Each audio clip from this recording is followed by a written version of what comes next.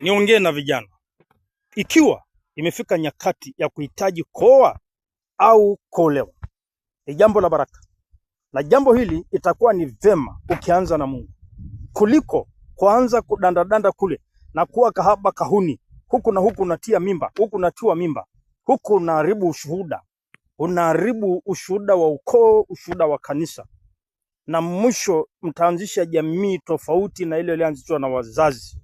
Kwa maana unatakiwa uvumilivu.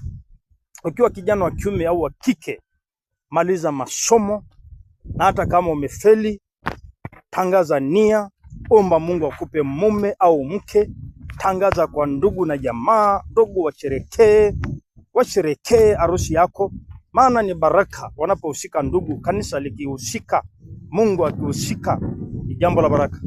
Na Mungu wa mbinguni akubariki sana kama utaamua kuanza na Bwana.